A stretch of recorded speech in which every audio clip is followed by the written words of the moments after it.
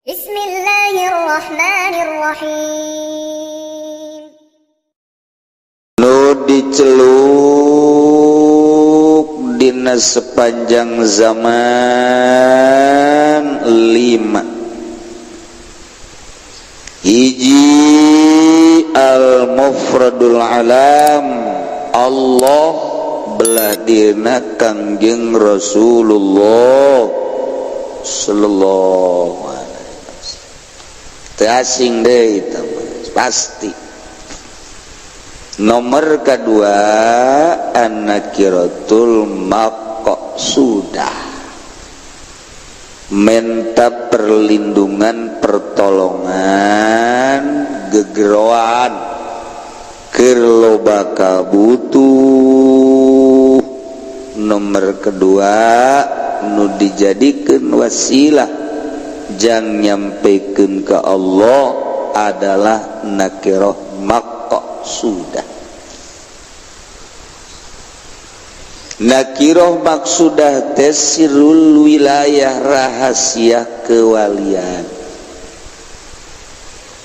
Wali mah sangat berrahasia, tekanyahoan kusasaha lantaran layak ripul wali illal wali. Eueuh nu nyaho ka wali kecuali wali. Eueuh nu nyaho ka intel kecuali intel. Eueuh nu nyaho ka bos kecuali bos. Eueuh nu nyaho ka copet kecuali copet. Eueuh nu nyaho ka tukang hiburan di bar kecuali tukang hiburan deui. Nu mantak nyana nyararaho lantaran nyana sering kapanggih. Copet jeung copet deui kapanggih nyana di medan percopetan. Atuh kitu kene tukang korupsi kapanggih di meja perkorupsian. Tukang hiburan jadi kupu-kupu malam nyana ge atuh nu mendak nyarawa kapanggih di ditu, di tempatna di bar berserta kumbang-kumbang. Atuh kitu kene para kori nyaho jeung kori deui lantaran sering manggung. Tereh tah kanu hiji deui. Aduh, intel jeung intel deui, tentara jeung tentara deui. Urang mah teh nyaho kula keur di mobil aya tentaraan di jero mobil kula.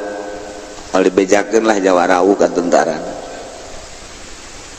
As bae aya lah ruang lingkup, ruang riung, aya meureun bangsa 10-an macak tentara itu intel.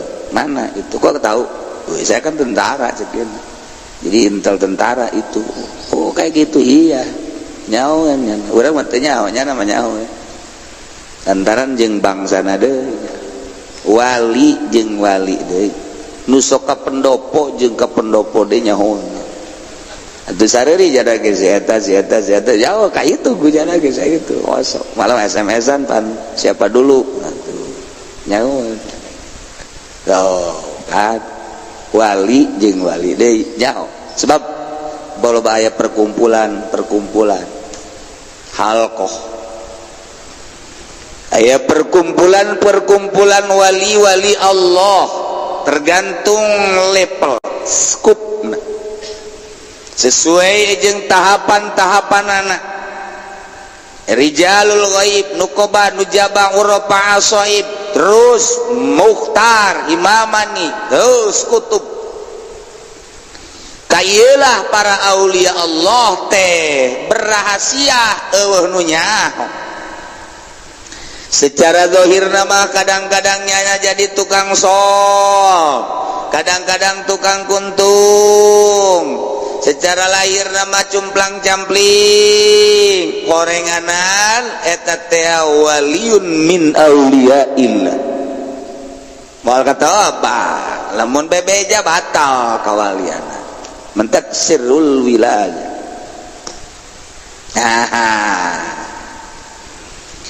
Atuh hese urang hayang nganyaokeun wali hese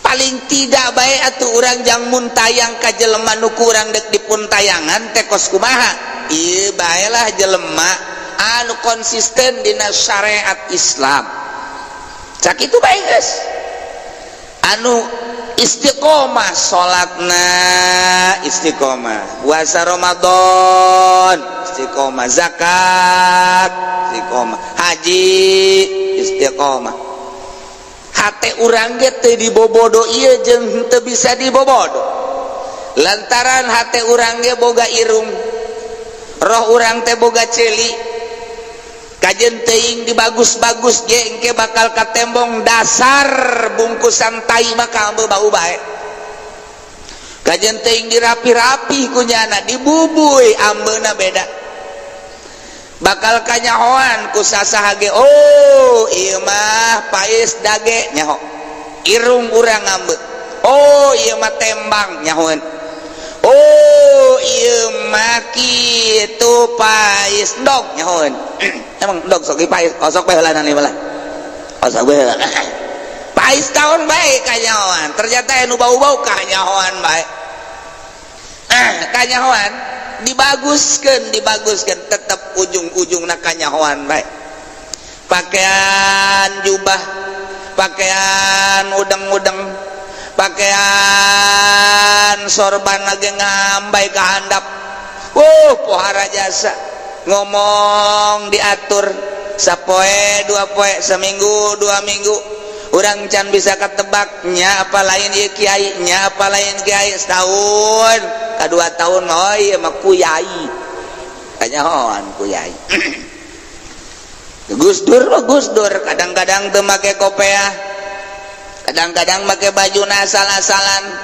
batik kadang-kadang salah imah kancing nage nyana mah nyana bae geus sabodo teuing tapi tetep bae kakiaianana teu luntur-luntur Gus Dur bae kiai Gus Dur bae lumpang ka mana ge digoreng-goreng ku LSM masa kiai si gendut masa kiai sih nggak pakai PC masa kiai ke liberalisasi dan lain sebagainya lain disungut lain di hati walaupun nyana mendengungkan demokrasi lantaran di jero hatena bentuk perjuangan aing lah model kos kieu di zaman aing kudu kieu Allah maha uninga dengan bahasa demokrasi tapi maka statement syariat ku kiai maka denge hujah-hujahna dalil-dalilna kok bahasa zahirna kieu kok perjalananna kieu oh berarti aya merubah seetik sekaligus perang berarti Allah maha uninga telah aska kiaianan agimna nu di kiai-kiai henteu kuar aneh teu kudu aneh lantaran eta tadi bubuyan mah kos kitu bae kaambe bae dibagus-bagus dihebat-hebat urang embung bae datang kanyana ieu urang ngalap barokah ieu ka ditu jak kiai pinter jasa embung bae aya naon coba ieu kok dibere embung datang kanyana ngobrol teu betah ketika nyaritakeun agama batin urang asa lain pinter aya di nyana gagah aya di nyana hebat aya di nyana udang-udang aya di nyana sorban aya di nyana jubah aya di nyana oh korenganan disumbang ku bupati malah nyana marah proposalna can turun nu kadua dibere embung urang lain cek batin lain nu kos kitu nu nuduhkeun kana bener mah kaambeun kajen buku mah ge tetep bae kaambeun berarti nu konsisten magahan ngaji teu hayang loba nyana asal ngalaksanakeun parentah Allah bae salat gitu keneh puasa gitu keneh tilok loba omong dihina dicaci dimaki sabodohan bae engke aya suara goreng di masyarakat kantepeun ngabales tilok naon tilok beuki bagus tah mah hanya cobaan-cobaan bae nah kabladina kaciri lain lantaran malaikat pidato di langit dititah ku Allah wahai para malaikat kaulah dititah ku Allah tuh dihandap teh aya kacinta Allah kulantaran manehna dicintai ku Allah, Allah bebeja ka kaula titah urang ge cinta ka manehna breg malaikat mencintai moal katadahan lantaran angin malaikat geus aya di dunia. Hese jelema mah biasa bae, kadang-kadang urang gadinya hes, kadang-kadang urang gadinya ngobrol, kadang-kadang gadinya dahar, tas dahar deui. Kudu wasi cari beuki dahar ki wali teh lain geus teh jaho wali teh nyaho kos kitu bae pokona mah. Tapi aya cinta, nyaritakeun naon bae mengena, urang nyaritakeun masalah kajawab, nyaritakeun ieu kajawab, ka ieu kajawab, bari lalagaan bae. Eta mah urusan rahasia hese nu kos kitu mah. Kos kitulah wali Allah. Lamun wali kajahoan ujianana moal bisa hehes acan ditarungguan jelema, moal bisa hehes ujian dan dicariuman mun kajahoan wali mentak ih sabodohan we nya namang geus embung kajahoan malah mah geus embung. Urang ulah jauh-jauh ongkos Habib Lutfi Gus Dur ditarungguan jelema di mana-mana macem-macem menunyakeun politik, nyakeun ekonomi, nyakeun budaya, aya nu hayang kapanggih bae nyaritakeun agama aneh. Kuari ka Habib Lutfi kitu keneh jelema teh rindu bae ditareangan ditarungguan ku jelema di mana-mana aya nu geus saminggu teu kapanggih-panggih jeung Habib Lutfi teh. Jelema mah biasa bae kadang-kadang ka Jakarta boro-boro make kopiah buk lagi di beureuman. Habib Lutfi babuk da di beureuman pun biasa bae kos artis bae nya mah. Biasa make calana, sugan make juga kapeng-kapeng make jubah ge tapi biasa bae teu laas.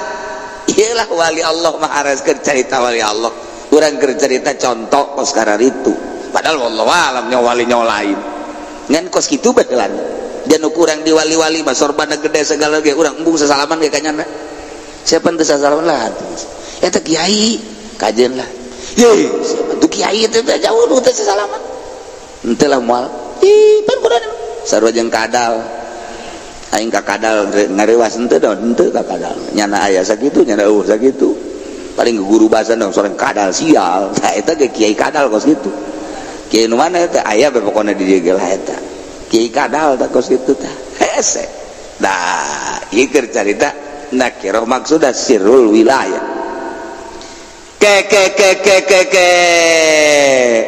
nyana bisa jadi wali kumaha sih nyana mun tayang ka Kangjeng Nabi sebab Kangjeng Nabi teh Rasul Allah. Geus lamun teu muntayang ka Rasulna atuh moal bisa ka Allah. Muntayang nyana ka Kangjeng Rasul. Nyaritakeun muntayang ka Kangjeng Rasul berarti nyana make syariat Kangjeng Rasul bari teu eureun-eureun maca sholawat. Sesuai jeung perintah Kangjeng Rasul salatna di samping nu fardu nu sunahna. Terus bae la yazalu abdi yataqarrabu ilayya bin nawafil hatta uhibbah.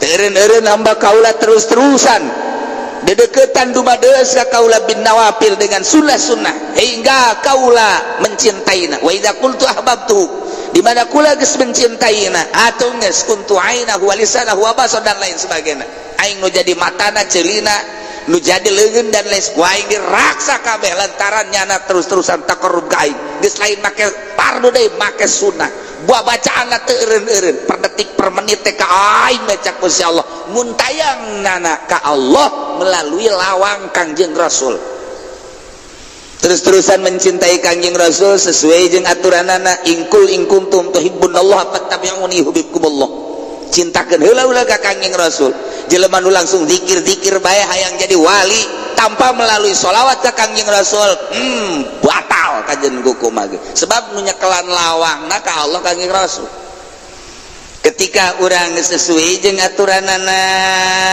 menang ti guru nang ti guru nang ti Kangjeng Rasul bae ka ditu nama urang pas sesuai jeung aturanana eureun-eureun datang ka tadina dipaksa awak kurang teh ibadah kabelah dia nama jadi adat kabelah dia ngeunah aya ngeunahin kok bisa ngeunahin gitu lantaran lepas tina goail gangguan-gangguanana lain masalah zikirna tapi hub-hubna nu ditinggalkeun hubud dunya hubul jahubur riasah yakni dunia makhluk nafsu jeung setan eueuh dina hatena hiji bae Allah muntayang kuari melalui Kangjeng Rasul maca sholawat eureun-eureun ndek zikir sholawat heula mantes zikir sholawat deui terus bae moal aya bae hiji jelema deuk ka Allah teu maca sholawat moal aya moal aya sebab nu nyekelan lawangna ka Allah teh adalah Kangjeng Rasul.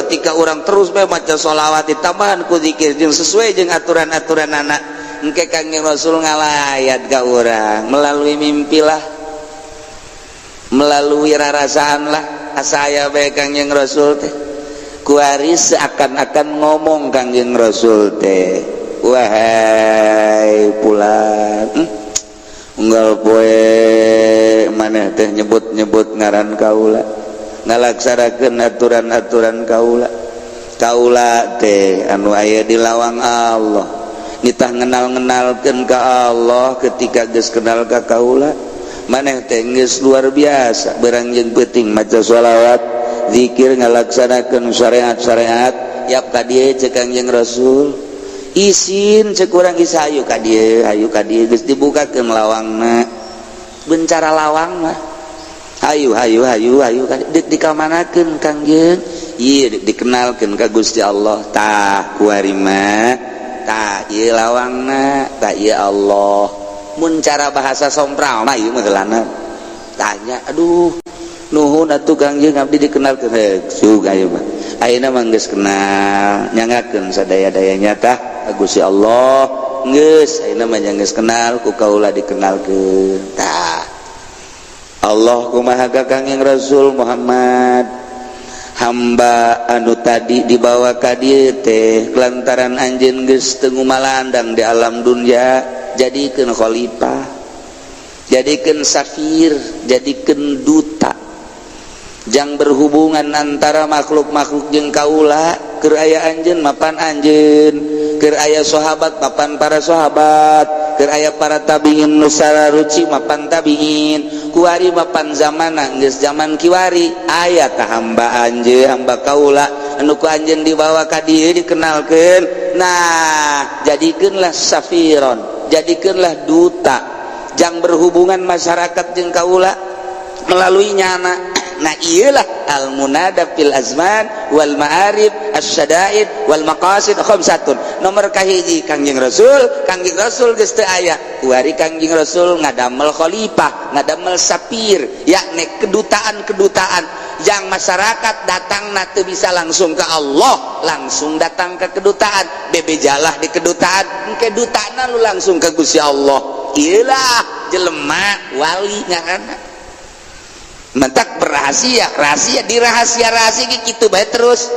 Mantak paman gafaro biasa jelema anu memperoleh kana kawilayahan, kana baban min ababillah. Nyanalah jadi lawang tina pirang-pirang lawang Allah. Nyana kuari anu berhubungan jeung Allah.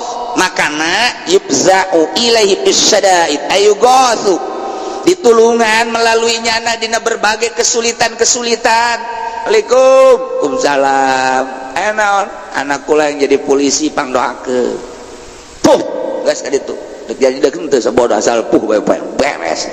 Waalaikumsalam. Enon nih dagang supaya maju, gampang tah mah puh. Waalaikumsalam. Kunaon ieu? Ieu neuk ngalahirkeun hese. Ai bejana neuk ngalahirkeun kamari mah keur ngeunhan teu. Ulah kitu cok cenah. Aduh, ieu kalahir. Beres geus. Waalaikumsalam. Kunaon ieu? Muriang masih gampang kene muriang mah. Geus beres. Diheuhkan ke gini nang idit ka ditu geus. Pan cenah kiai ngaheuhkan gitu kos ngusir penyakitna. Geus beres. Ti aja we kaget. Ku sabab kaget cager ngan. Aing datang ka ditu kaget cager. Waalaikumsalam. Naon ieu? Aduh cenah geus teu werat. Kunaon? Utang sabeuleuh tuh. Atuh lah kaing utang mah. Urusan sia tah urutan gua lenta doa we tetep bae duta nyana ngabejakeun ka Allah. Kok Allah make kos kitu sih? Kos kitulah sunatullah. Lantaran tiba heulana ja Allah imkaneun teu nurunkeun rasul ge. Tetapi kapan jang nyebarkeun syariat teh teu bisa langsung lain teu bisa. Sunatullah kudu make rasul. Sanggeus tah Kangjeng Rasul teu ayakan litip ka para sahabat. Sanggeus tah para sahabat teu aya titip ka para tabiin. Terus bae datang ka kiwari lain teu mampuheun Allah tapi sunatullah seperti kos itulah teu bisa orang berhubungan langsung jeung Allah cak sompralna melalui kedutaan lah nu tadina aya kesulitan-kesulitan ku sorangan teu bisa tertanggulangi bebejalah kanyana sebab nyanalah baban min abwabillah yubzau ilaihi bisyada'id wa tuqda bi syafa'atil hawaid, maka dicumponanlah dengan pertulungan manehanana al hawaid, berbagai kabutuh sahalayak rame ti mimiti kelas elit datang ke kelas cacah. Urang lamun nyaritakeun Gus Dur, berbagai kalangan datang kuari ka Habib Lutfi, calon presiden ngantai ka Habib Lutfi, nu deuk jadi gubernur ngantai calon bupati kitu kene, komo nu deuk kawin mah bualayah jasa. Buara datang kali hayang hasil maksud, datang tadi tilok didoakeun beres atuh. Ai lupa jasa pan. Deuk kumaha deh, tapi beda wae karasana. Sebab lawan nyana ngadoana wali mah lain jang sorangan mamun muriang tilok ngadoa Gusti pangjageurkeun geuring ditara wali mah lain wali atuh nu kos kitu. Abdi mah nemah bae Gusti kamari dibere sehat, abdi kuari dibere muriang nyangakeun sadaya-daya sehat nu Gusti, muriang nu Gusti mah angga we ngan beureun keur sehat, abdi bisana sakitu ibadah teh keur geuring mah bisana sakieu tah nyangakeun we sadaya-daya ka Gusti, henteu menta cager nyana mah, tapi ka batur mah ngadoakeun supaya cager. Kabatur supaya cager, mudah-mudahan hayo terus baik, bahkan ngotot ke Allah bisa ngotot ke Allah, ya Allah ya Rabbi pancagerkeun penyakit si anu karunya jasa lantaran lamun terus-terusan dibere muriang bagoda teu kuateun puguhnya nana ge keur geuring walina keur geuring, tapi kabatur mah ngadoakeun bae kos kitu terus bae ngeunaheun bae batur mata didoakeun karasa nyang diri naon teh. Ketika batur kesulitan perekonomian didoakeun, dia tugasna ge emang ngadoakeun. Dekumatan dekumangan doakeun bae wali mah emang nyana mah baban min abwabillah, sebagai khalifah, sebagai itu sapir yana duta emang ku Allah geus dijadikeun. Mantak aya we pertanyaan eta si wali karasa henteu nyana jadi wali, karasa henteu atuh karasa jadi wali. Kok bisa karasa si jadi wali dah? Lantaran ngageser perasaanana. Perasaan nu itu leugit kok aya perasaan nu ieu mun babacaan ngeunaheun, mun ngadengekeun batur maca ngeunaheun, ngeunah lain min jihatil makhraj, lain min jihatil suara, tapi ngeunah sabulu-bulu nu ngadengekeun teh lain ceuli, tapi ngadengekeun perasaan ku perasaan bulu-bulu kajahoan jelema ikhlas jeung teu ikhlasna.